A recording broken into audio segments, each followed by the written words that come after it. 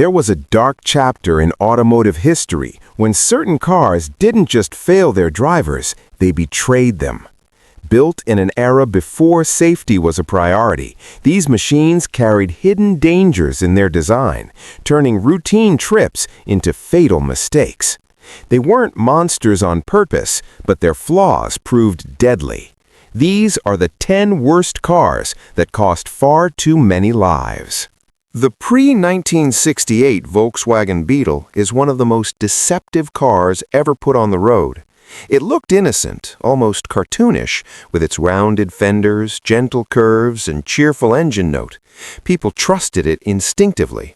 Families bought it believing its simplicity meant safety, that its modest performance meant it could never be truly dangerous. Yet beneath that friendly shell lay a chassis and suspension layout that could turn ordinary driving mistakes into sudden, violent accidents. The Beetle did not announce its danger loudly. It concealed it, waiting patiently for the wrong input at the wrong moment. At the heart of the problem was the rear swing axle suspension.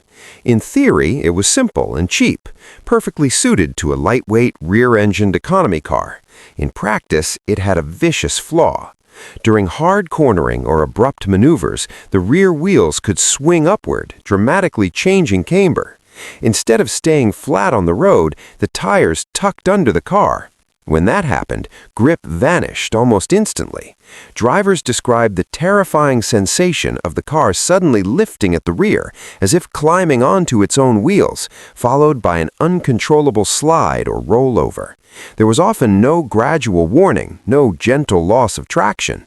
The transition from stable to catastrophic could happen in a fraction of a second.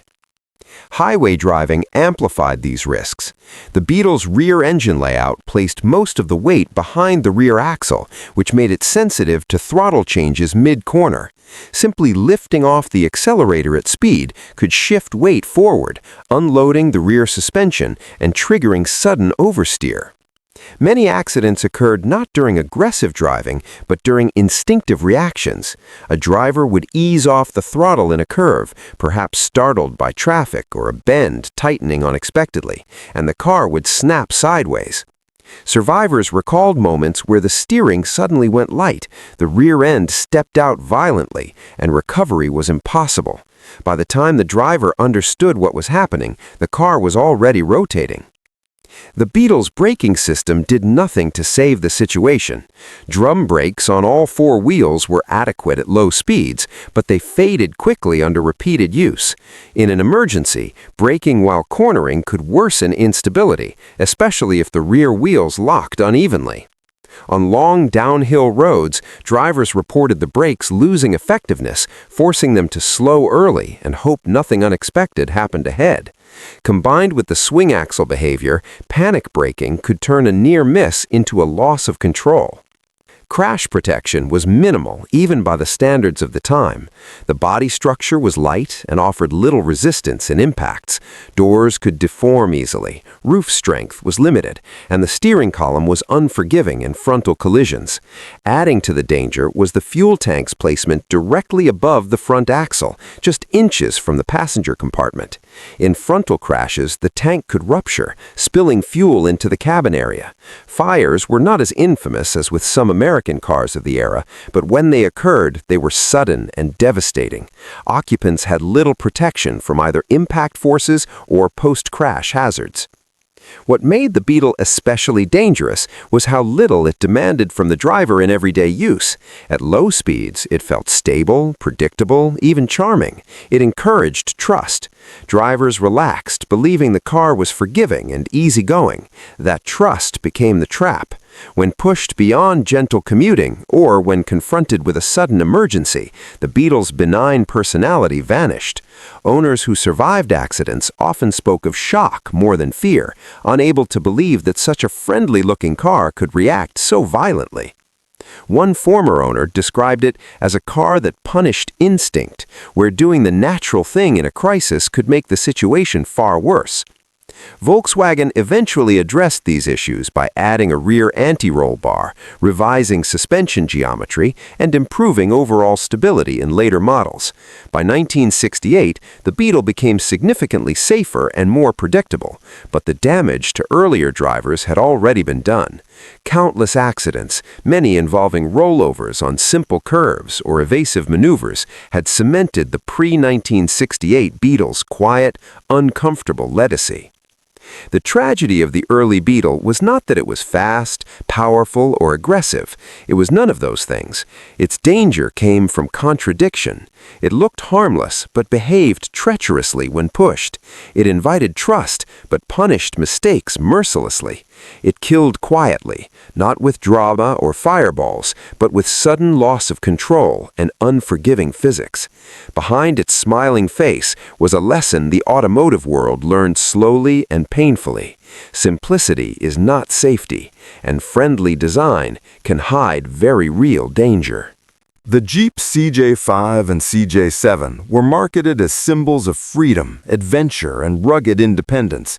Their boxy silhouettes, exposed hinges, removable tops, and utilitarian interiors promised escape from civilization and mastery over any terrain. To many buyers, they represented the purest form of the automobile, stripped of excess and built only for capability. Yet that promise came with a hidden cost. On paved roads, especially at speed, the CJ series revealed itself as one of the most rollover-prone vehicles ever sold to the public, a machine whose design belonged to slow trails and battlefields, not modern highways. The fundamental problem was geometry. The CJ5 in particular had an extremely short wheelbase, combined with a narrow track and a high center of gravity. This made the vehicle agile off-road, where speeds were low and traction was uneven, but catastrophically unstable on pavement. At highway speeds, even modest steering inputs could produce exaggerated weight transfer. Drivers described a vague, top-heavy feeling that never fully went away, as if the vehicle were balancing on its own suspension.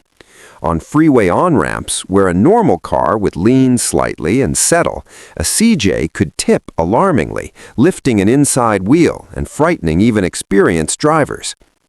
Uneven pavement made things worse. A sudden dip, a curb, or a pothole taken while cornering could trigger a rapid shift in weight that the suspension could not control. Once the center of gravity passed a critical point, the Jeep did not slide or drift, it simply went over.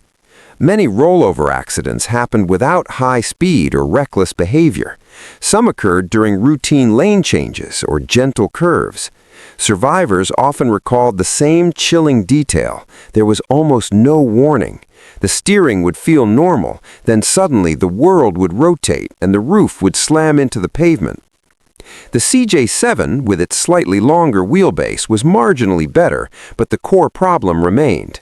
Both models were extremely sensitive to sudden steering corrections, particularly emergency maneuvers. Swerving to avoid an animal, debris, or another vehicle could easily result in a violent rollover. Unlike lower vehicles that might spin or slide, the CJ's tall, narrow stance meant that grip often translated directly into tipping force. Tires that held the road too well could actually make the situation worse, biting into the pavement and levering the vehicle onto its side. What turned these rollovers into tragedies was the lack of occupant protection. Early CJ models often had no roll bars at all. Later versions included minimal roll hoops that provided limited real-world protection. Roof structures were weak, especially with soft tops or no tops at all. In rollovers, the cabin frequently collapsed, crushing occupants. Seatbelts were not always worn, particularly in an era when usage was inconsistent, and the open design of the Jeep made ejections horrifyingly common. Accident reports repeatedly cited occupants being thrown clear of the vehicle, only to be struck by it as it rolled, resulting in severe head and spinal injuries or death. Owners who loved their Jeeps often spoke with brutal honesty in hindsight. Many admitted that the CJ felt completely at home crawling over rocks, mud, and trails at walking speed, where its suspension and balance made sense. But on pavement, especially above 45 or 50 miles per hour, it felt nervous, twitchy, and unstable. Some describe driving it on highways as mentally exhausting, requiring constant corrections and anticipation of every curve. One former owner said it felt like driving a ladder upright in the wind. Another recalled gripping the wheel tightly on every on-ramp, knowing that a small mistake could have irreversible consequences. The CJ series eventually became the subject of lawsuits, safety investigations, and growing public criticism. As SUVs evolved into more road-oriented vehicles, the CJ stood out as a machine fundamentally unsuited for everyday driving. Its design philosophy came from an earlier era, when vehicles were tools, roads were slower, and safety expectations were minimal. Yet it was sold to ordinary consumers and driven in modern traffic, where its limitations became deadly. The irony was stark. A vehicle designed to conquer wilderness became most dangerous on the very roads meant to connect civilization.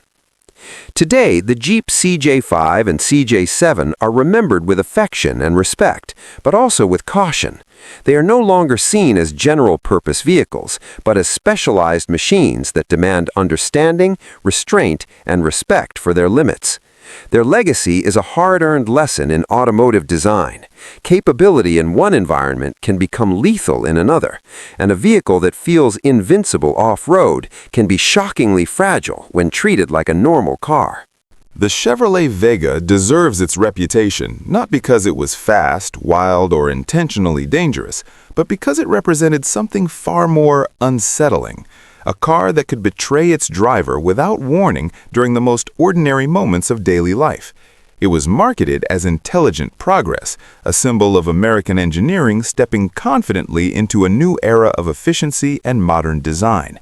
Instead, it became a rolling lesson in how fragile trust between driver and machine can be, and how quickly that trust collapses when engineering shortcuts meet real-world conditions. From the moment the Vega entered regular service, its aluminum engine revealed fundamental flaws that no amount of optimism could hide. General Motors eliminated traditional iron cylinder liners to save weight and cost, relying instead on a thin silicon-based coating applied directly to the aluminum block. In theory, it was advanced. In practice, it was unforgiving. Slight overheating, poor maintenance, or even normal wear could destroy the coating, allowing pistons to scuff directly against aluminum. Once this happened, oil consumption skyrocketed. Engines that were nearly new could burn a quart of oil every few hundred miles. Drivers often noticed blue smoke trailing behind them long before they understood what was happening inside the block. Overheating itself became almost routine. The cooling system struggled under conditions that should never have been stressful. Slow traffic, warm climates, long highway grades were simply running the air conditioning. When the temperature climbed too high, the engine didn't merely lose power gradually, it warped. Pistons expanded, rings lost their seal, and in many cases, the engine seized outright. Owners described a terrifying moment of silence after a harsh metallic sound, followed by the sudden loss of propulsion.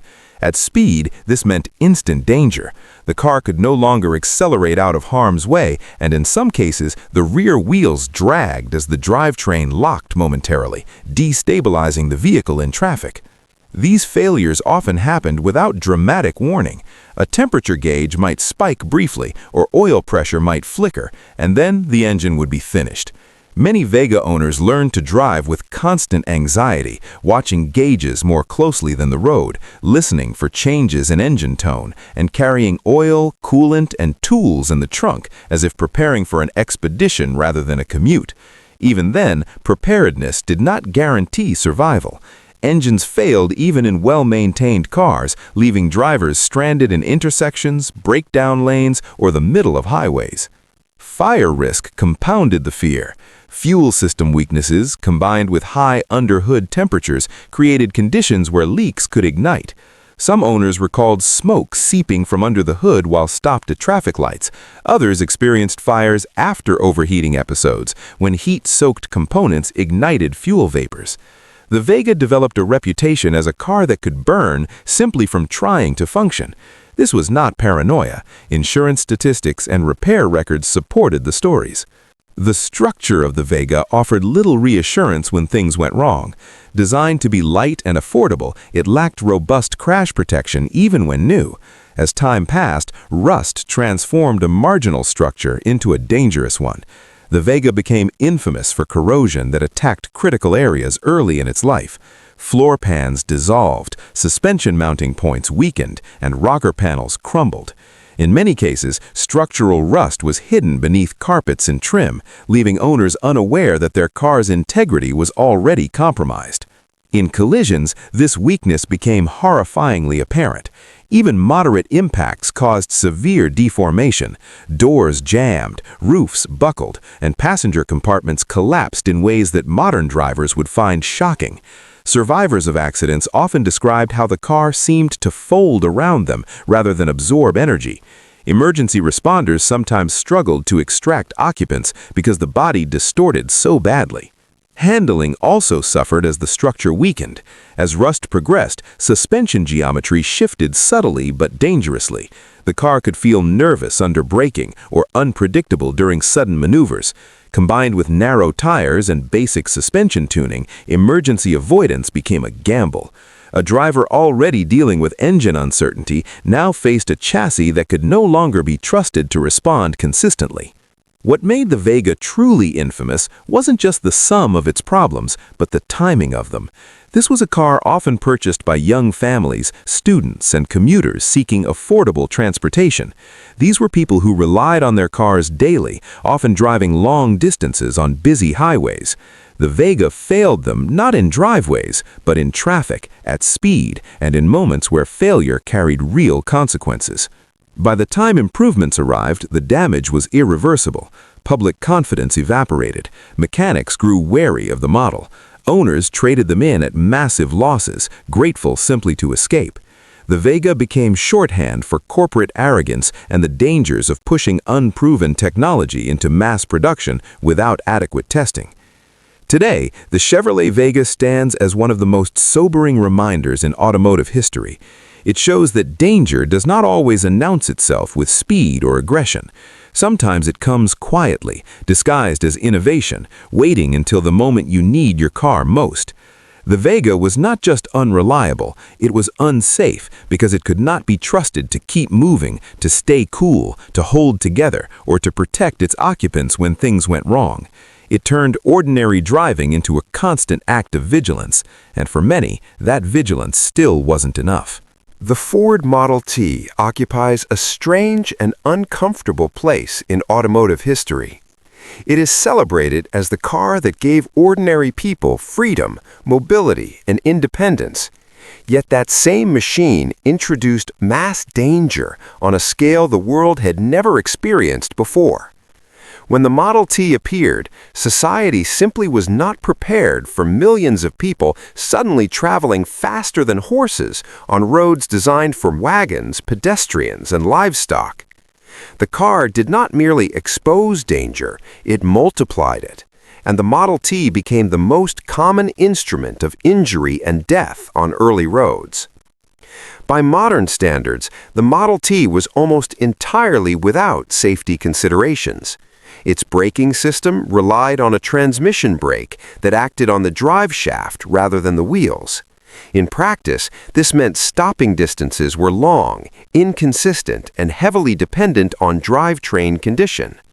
On hills, brakes could fade or fail completely, leaving drivers helpless as the car gathered speed.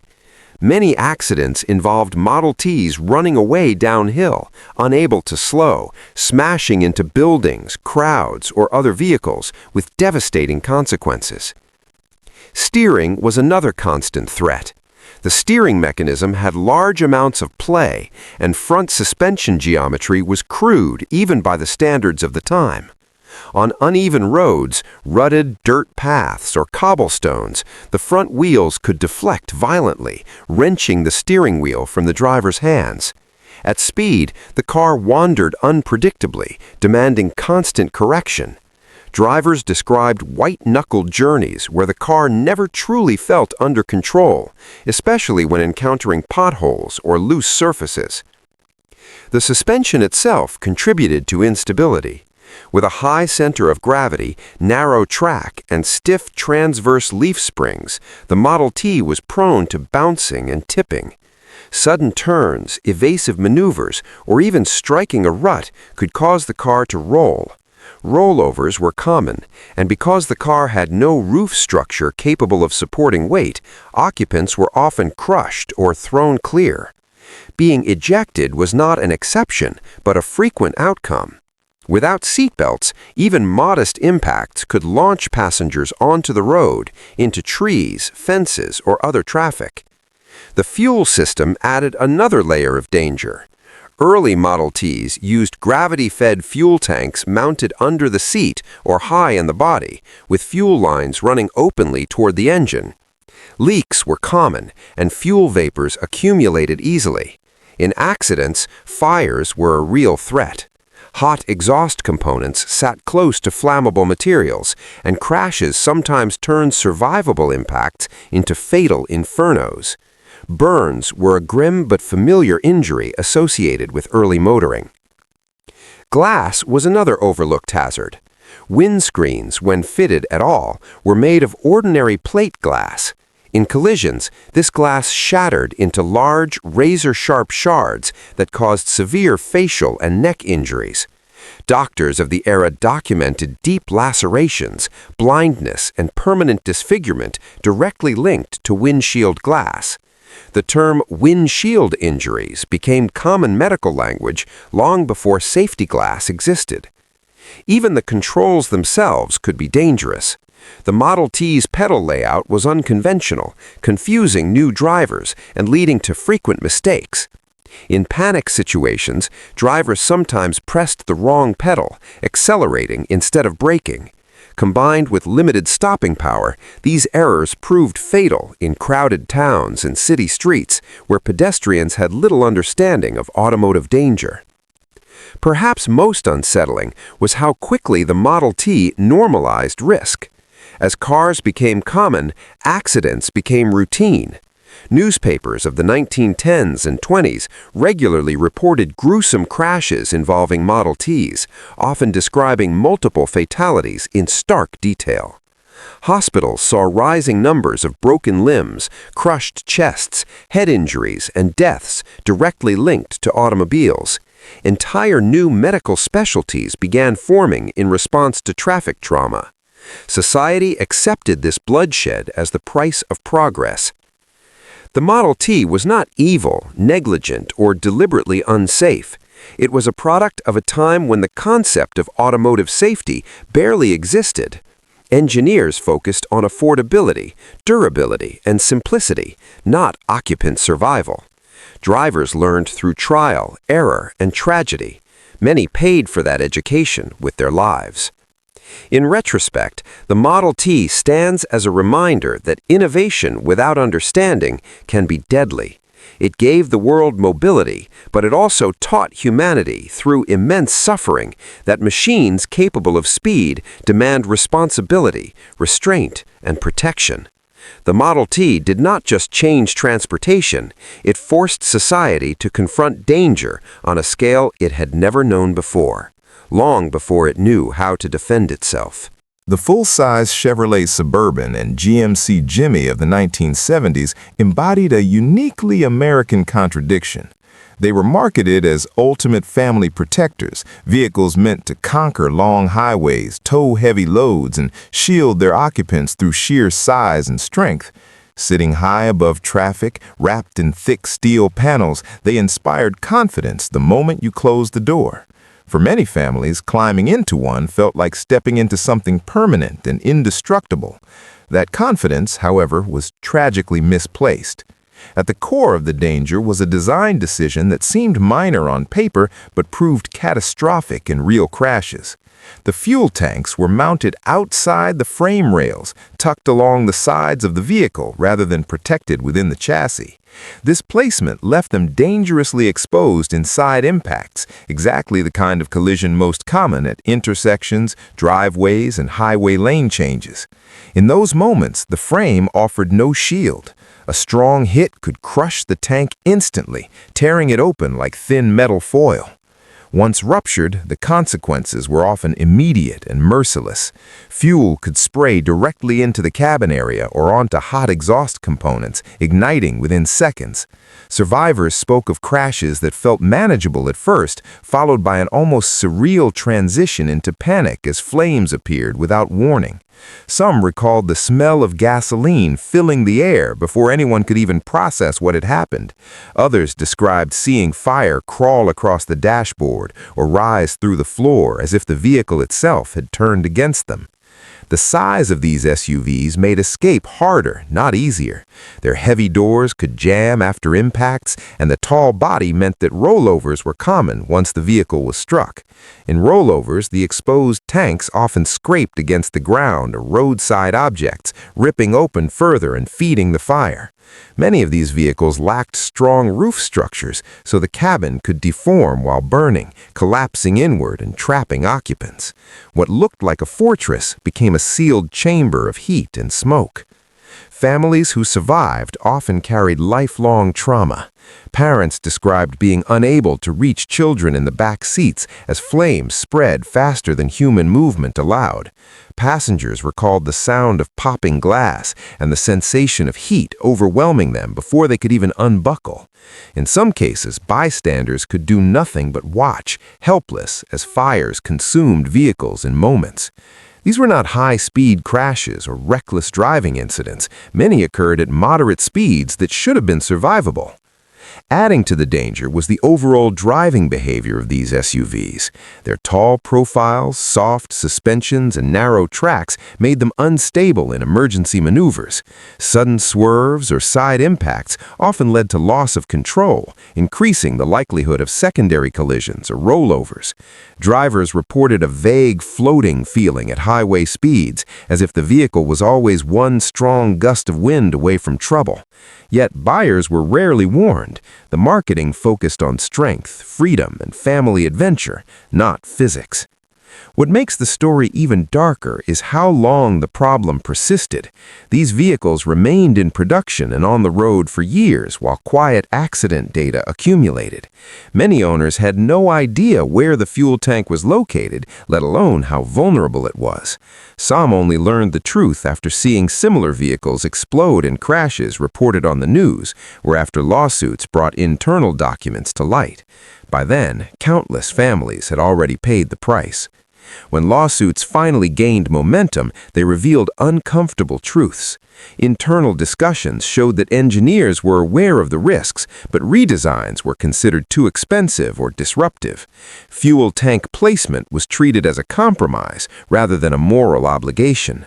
The resulting court battles became a turning point for the entire automotive industry, forcing manufacturers to confront the real human cost of design shortcuts. The legacy of the 1970s Chevrolet Suburban and GMC Jimmy is not just one of danger, but of misplaced trust. They remind us that safety is not about how imposing a vehicle looks, but about how it behaves when everything goes wrong. Their story helped reshape fuel system regulations and crash standards, but it did so at a terrible cost. Behind every statistic was a family who believed they were buying protection, only to discover too late that size and steel alone are not enough to save lives. The Audi 5000 of the 1980s holds a grim place in automotive history, not for the power of its engines or the sophistication of its German engineering, but for the psychological terror it inflicted on those who owned and drove it. At a glance, it looked like the pinnacle of luxury and reliability, a smooth, understated sedan with precise lines, a comfortable interior, and the air of modern German refinement that promised safety, performance, and prestige. Owners expected a vehicle that would reward careful driving with confidence, composure, and ease. Instead, many discovered an unpredictable, almost malevolent force hiding beneath the elegant sheet metal: sudden, unintended acceleration. It began with scattered reports, owners claiming their vehicles had taken off on their own, jumping forward while in drive, surging unexpectedly in parking lots, or accelerating through intersections despite the brake being applied. In many accounts, the experience was surreal. The engine would roar to life without warning, the vehicle would lurch forward, and the driver would instinctively stomp on the brake, only to find the car seemingly unaffected. In moments like these, a sense of helplessness consumed drivers, as if the machine had a will of its own, ignoring human control entirely. Stories of accidents poured in, some minor, some tragic, but all terrifying. Families caught in garages, pedestrians narrowly avoided, vehicles smashing into walls or other cars. The horror was amplified by the ordinary circumstances under which these events occurred. Drivers were not racing, not attempting stunts, and often not even exceeding typical suburban speeds. A routine maneuver, pulling out of a driveway, creeping forward in traffic, or attempting to park, could suddenly become a life-threatening scenario. Some victims found themselves pinned against walls or other cars, unable to overpower the engine, with no escape until the impact itself intervened. In multiple cases, fatalities were directly tied to the sudden, inexplicable surge of acceleration, leaving families and communities grappling with questions about accountability, negligence, and the limits of technology. What made the Audi 5000 crisis particularly damaging was the ambiguity surrounding its cause. Public perception initially leaned toward blaming the driver, suggesting pedal misapplication or inattention. However, patterns emerged that challenged this assumption. Drivers of varying ages and experience levels reported the same phenomena under conditions that seemed too consistent to dismiss as error alone. Investigations identified several contributing factors: a pedal layout that could confuse the driver, powerful automatic transmissions that amplified unintended inputs, and in some vehicles, early electronic control issues that could exacerbate acceleration responses. Whether the fault lay in human error, engineering oversight, or a dangerous combination of both became a contentious and highly publicized debate. The media played a pivotal role in magnifying the Audi 5000 panic. Dramatic reenactments, footage of vehicles bursting through storefronts, and interviews with terrified owners created a climate of fear. People who had never experienced an incident themselves began to question the very safety of their own cars. Anxiety became a daily companion, every stoplight a potential hazard, every garage a possible trap, every pedestrian a reminder that control could vanish in an instant. Many owners sold their cars in haste, accepting significant financial losses simply to regain a sense of safety and normalcy. Others refused to let family members drive, treating the vehicle as if it were a ticking bomb. The company's response, though eventually corrective, was slow and reactive. Audi introduced shift-lock mechanisms, brake transmission interlocks, and adjustments to pedal design, but these changes came only after the problem was widely publicized, litigated, and ingrained in public consciousness. The damage to reputation was profound. The Audi brand in the United States suffered dramatically, with sales plummeting and dealerships struggling to maintain credibility. Engineers, once praised for precision and innovation, faced scrutiny and skepticism, their work overshadowed by public fear and legal scrutiny.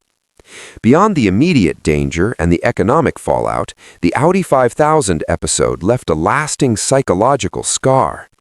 Many former owners recounted vivid memories of the experience decades later: the sudden roar of the engine, the sensation of helplessness pressing against the brake pedal, and the terrifying realization that the car could no longer be trusted.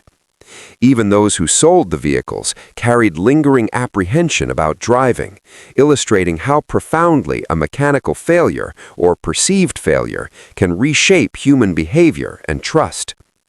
The Audi 5000 crisis is often cited in engineering and legal studies as a cautionary tale. It highlights the complex interplay between human factors, vehicle design, and public perception. The incident underscores that the most meticulously engineered machine can become a source of terror if the interface between human and hardware is flawed or ambiguous. It reminds the automotive industry that trust is as critical as horsepower, and that once broken, trust can take generations to repair. Ultimately, the Audi 5000 did not become infamous because it was fundamentally a poorly made car. It became infamous because it violated the most basic contract between driver and machine, that pressing the brake will slow or stop the car, and doing nothing will leave it still. Once that contract was broken, every other quality, the comfort, the build, the engineering, was meaningless. The story of the 5000 is a chilling reminder that vehicles are not merely tools, but extensions of human life, and that even a sophisticated machine can become deadly if the interface between human and hardware is flawed or ambiguous, leaving drivers at the mercy of a sudden, terrifying, and uncontrollable surge of motion. The Hillman Avenger, produced in the 1970s by the British Roots Group, occupies a darkly fascinating chapter in automotive history, a car whose outwardly unassuming nature belied an undercurrent of peril that few owners fully understood. At first glance, it seemed a straightforward, modestly styled family sedan. Its boxy but simple lines suggested reliability and economy rather than excitement. It promised practicality, a car that could carry a small family, handle the daily commute, and remain inexpensive to maintain. Many buyers found its compact footprint, lightweight, and economical engines appealing, especially in a Britain grappling with rising fuel costs and an evolving automotive market. Yet beneath this veneer of practicality lurked a combination of design flaws that made the Avenger far more dangerous than it appeared, a vehicle that could betray its occupants in moments of ordinary driving or during unforeseen circumstances. At the heart of the Avenger's danger was its structural frailty. Unlike contemporaries from larger manufacturers, the Avenger's body and chassis were thin, lightly reinforced, and incapable of absorbing significant crash energy. In collisions, particularly frontal impacts, the cabin could collapse with shocking ease. The A-pillars bent inward, dashboards crumpled, and doors became almost useless as protection. Passengers recalled feeling as if the car itself was folding around them, the metal offering little resistance to the forces generated in even minor crashes. Children seated in the back were particularly vulnerable, as their small frames often placed them directly in harm's path. What should have been a haven for family transport became a fragile cage that offered only the illusion of safety. Insurance and accident reports from the era frequently highlighted severe injuries in what, in other vehicles, would have been relatively survivable accidents. The Avenger's thin, light panels magnified the consequences of impacts that might have been merely inconvenient elsewhere. Coupled with structural issues was the dangerous steering column design. Unlike later vehicles equipped with collapsible or energy-absorbing steering shafts, the Avenger's column was rigid. In a collision, the driver's chest and head could be driven directly into the shaft, producing devastating injuries. Some accounts suggest that even seemingly minor frontal impacts could send the driver's torso into the unforgiving steel, with consequences ranging from broken ribs to internal trauma. This hazard, while invisible to prospective buyers, turned ordinary accidents into potentially lethal events, a fact only appreciated through experience or, tragically, misfortune. High-speed instability compounded the Avenger's dangers. Its rear suspension, designed for simplicity and cost-effectiveness, could become catastrophically unpredictable under stress. On wet roads, during sharp maneuvers, or even in gusty conditions, the rear axle could lose alignment or break loose, sending the car into sudden oversteer or spins. Drivers recounted the unsettling transformation of the vehicle. Calm, composed, and predictable at ordinary speeds, it could, within seconds of slight provocation, become a wild, uncontrollable instrument of chaos.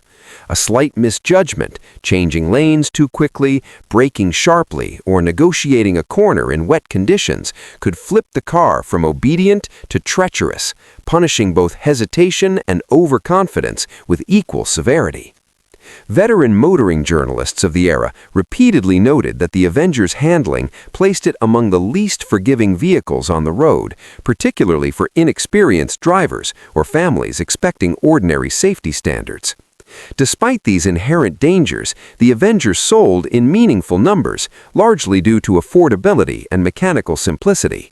Its lightness, fuel efficiency, and availability in multiple body styles made it attractive for small families, first-time drivers, and budget-conscious fleet buyers. Yet the very qualities that made it economical, thin metal, minimal reinforcement, basic suspension, also magnified its hazards. Owners often discovered these risks only gradually, through close calls, minor accidents, or terrifying near misses. These tales, whispered and repeated, contributed to a quiet but persistent legend that the Avenger was a deceptively ordinary car, dangerous in ways its exterior could never reveal.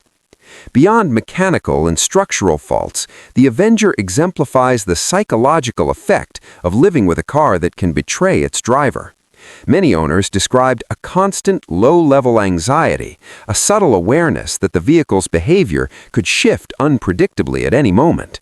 Driving at night, in rain, or on unfamiliar roads required heightened vigilance, as ordinary maneuvers could suddenly become life-threatening. Even cautious, experienced drivers could find themselves at the mercy of forces they had no control over, a terrifying prospect in a vehicle marketed as a dependable family sedan.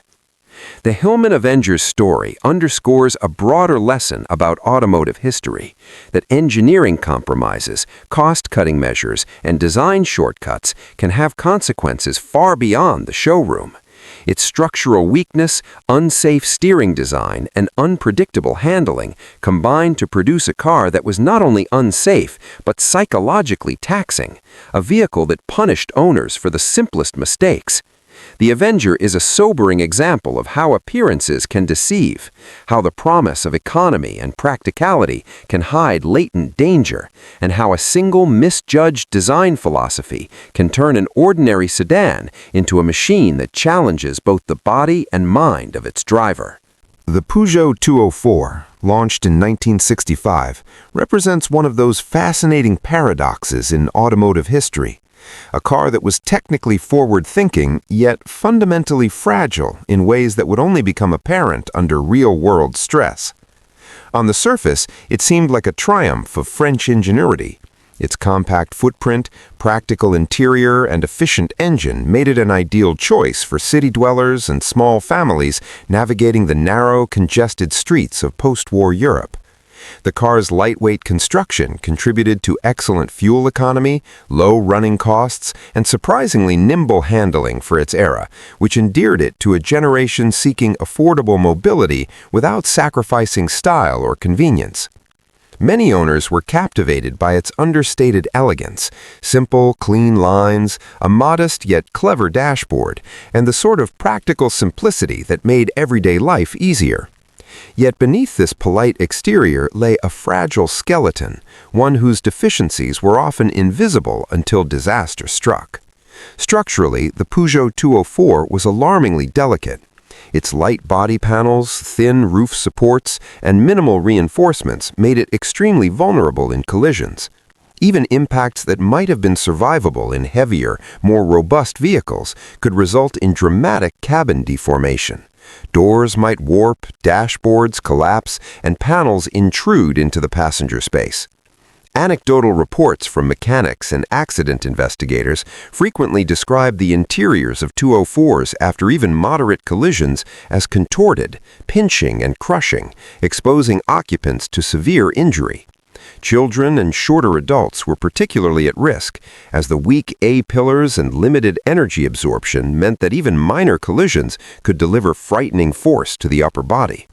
Unlike cars designed with crumple zones or reinforced cabins, the 204's engineering prioritized lightness and efficiency over safety, leaving a hidden hazard under a deceptively innocent appearance. Beyond structural fragility, the Peugeot 204's dynamics could turn treacherous under sudden stress. The combination of lightweight bodywork, modest suspension components, and basic braking made emergency maneuvers at higher speeds particularly risky. Sudden braking could cause the nose to drive dramatically, unsettling the rear axle and producing unpredictable handling behavior. On wet or uneven surfaces, the rear could swing unexpectedly, leaving the driver fighting for control while the car teetered on the edge of grip. It was not a car that punished aggression in a thrilling way. Rather, it punished trust. Even careful, law-abiding drivers could find themselves in situations where the car simply did not respond as expected, turning routine maneuvers like avoiding a pothole or changing lanes into tense, nerve-wracking experiences. Accounts from period drivers often emphasize a quiet dread, a sense that, under stress, the car's lightness betrayed them, leaving them exposed to forces they could neither predict nor control. The braking system, while adequate for calm city streets, was another weak link. Drum brakes, undersized for even modest highway speeds, could fade under repeated use, especially on inclines or during emergency stops. Drivers reported long stopping distances, fading brake pedal feel, and moments where the car seemed to lurch forward despite full effort on the pedal. When combined with the car's fragile structure, the braking shortcomings transformed even moderate accidents into far more dangerous events. Collisions at what should have been manageable speeds often produced injuries out of proportion to the circumstances, a silent danger that accompanied every journey. Despite these limitations, the Peugeot 204 found enthusiastic buyers. Its economy, simplicity, and forward-looking layout, especially the front-wheel drive configuration, which was still relatively rare at the time, made it a practical, attractive choice for everyday life. Families, young drivers, and small business owners flocked to it, drawn to the promise of efficiency and low cost. However, the very qualities that made it appealing, lightweight construction, small footprint, and modest mechanical components, also amplified the consequences of mistakes or misfortune on the road. Long-time owners often recounted a subtle, ever-present anxiety, a sense that while the car could navigate city streets with grace, it could betray them in moments of sudden danger. Its charm and efficiency came hand in hand with an invisible fragility. From a historical perspective, the Peugeot 204 offers a study in contrasts and lessons. It highlights the tension between innovation and occupant protection, showing how a technically advanced car, lightweight, front-wheel drive, and compact, can conceal serious safety flaws when structural integrity and handling characteristics are not prioritized. It demonstrates that clever engineering does not automatically equate to safety, and that the consequences of ignoring crashworthiness, braking efficiency, and suspension stability are not hypothetical, but painfully real. The 204's story is one of subtle menace, a car that at first glance promised practicality, reliability, and charm, yet quietly demanded vigilance and respect from its driver at every turn. In the annals of automotive history, it stands as a reminder that innovation alone is insufficient, that lightness and economy can conceal danger, and that even the most innocuous-looking vehicles may carry risks hidden beneath their tidy exterior. The Peugeot 204, therefore, is not merely a compact French sedan. It is a testament to the often unseen perils of engineering compromises, a fragile companion that could charm or harm with equal ease, and a car that quietly left its mark on both its owners and automotive safety consciousness for decades to come. The early generations of the Toyota Starlet, produced in the 1970s and early 1980s, were a quintessential example of Japanese efficiency and mechanical reliability. Under the hood, these tiny compacts offered Toyota's signature engineering: simple, durable engines that rarely failed, transmissions that shifted smoothly for tens of thousands of miles, and suspensions that required minimal maintenance. For many urban commuters and budget-conscious drivers, the Starlet was a dream, a car that would start every morning, sip fuel sparingly, and transport its passengers with predictable dependability. Owners praised it for these very qualities, recalling cars that seemed almost impervious to age, able to withstand decades of daily use without significant mechanical failures. Yet beneath this veneer of dependability lay a hidden vulnerability that would haunt its owners, a fragility that became tragically apparent in collisions, emergency maneuvers, and high-speed encounters. Structurally, the Starlet was extraordinarily light, even by small car standards. Its thin body panels, minimal internal reinforcement, and narrow track made it dangerously susceptible to deformation during accidents. In collisions with larger vehicles, the Starlet often bore the brunt of the impact, absorbing nearly all the force and leaving occupants exposed. Survivors of such crashes recounted chilling accounts of the car folding around them, the dashboard caving inward, doors jamming, and the roof collapsing in ways that left little room for survival. Unlike heavier sedans or more robust vehicles, there was no real crumple zone to absorb the energy gradually. Instead, the structure bent, buckled, and failed almost immediately. Even at relatively low speeds, side impacts could produce shocking results, reminding drivers that reliability under normal conditions offered no protection when disaster struck. The Starlet's dynamics further highlighted its vulnerabilities. Its lightweight design, while contributing to fuel efficiency and nimble handling, also made it highly sensitive to crosswinds, abrupt steering inputs, and sudden evasive maneuvers. On highways, a strong gust of wind could push the narrow vehicle sideways, while emergency lane changes revealed a twitchy, sometimes unpredictable nature. Drivers learned to respect the car's lightness, not for agility, but for the ease with which it could be unsettled under stress. A routine overtaking maneuver could turn into a tense struggle to maintain control, and braking suddenly in traffic could magnify the car's natural instability. In an ironic twist, the very qualities that made the Starlet enjoyable to drive in urban settings, its small footprint, lightness, and nimbleness, became liabilities when confronted with the unforgiving physics of accidents or high-speed situations. Crash tests and real-world accident reports consistently revealed the Starlet's shortcomings. Even minor collisions could result in significant deformation of the cabin, injuries to occupants, and damage that far exceeded what might have been expected from such a compact vehicle. Children and smaller adults were especially at risk, often finding themselves directly in the path of intruding structures as the thin roof and door panels collapsed. The car's inherent safety limitations were subtle but relentless. There were no glaring recalls, no infamous design scandals, just a quiet, persistent risk that accompanied every journey. While other small cars of the era suffered similar issues, the Starlet's combination of reliability and light construction created a paradoxical danger. It was dependable until disaster struck, and then utterly unprepared to protect those inside. The Toyota Starlet thus stands as a stark illustration of the difference between mechanical dependability and occupant safety. It could survive decades of commuting, harsh weather, and minimal maintenance with barely a hiccup, yet in the event of a serious accident, its occupants were left at the mercy of forces far greater than the vehicle could manage. Its legacy is one of contrasts, a car that earned praise for its durability, low running costs, and urban practicality, yet reminded drivers that reliability alone is not synonymous with protection. The Starlet story serves as a cautionary tale in automotive history, highlighting how a car can be loved for everyday dependability while simultaneously harboring hidden dangers that only reveal themselves when it is too late.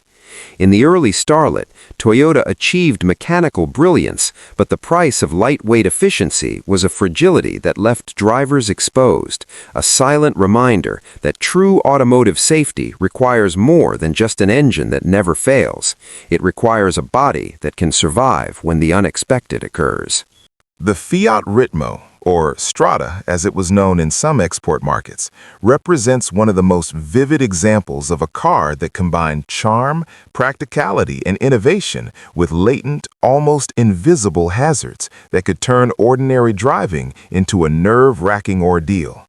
Introduced in 1978, the Ritmo was Fiat's ambitious attempt to create a modern, stylish, compact hatchback that could compete across European markets.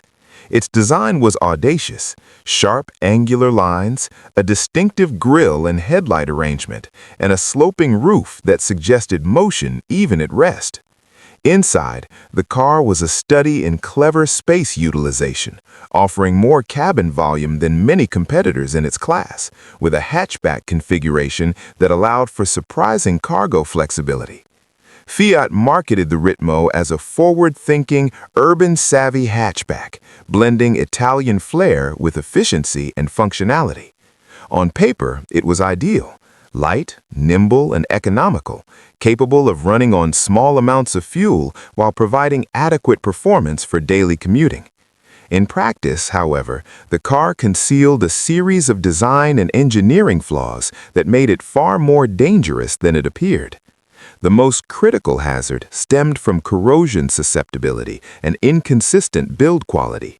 Fiat's manufacturing during the era was often inconsistent, leaving some cars with structural weaknesses that could go unnoticed for years. Rust would appear first on seemingly minor areas, suspension mounting points, floor panels, and subframe sections, but could spread quickly, silently undermining the integrity of the car. Suspension mounts, weakened by rust, could fail suddenly, causing steering to become unpredictable or even resulting in sudden loss of control.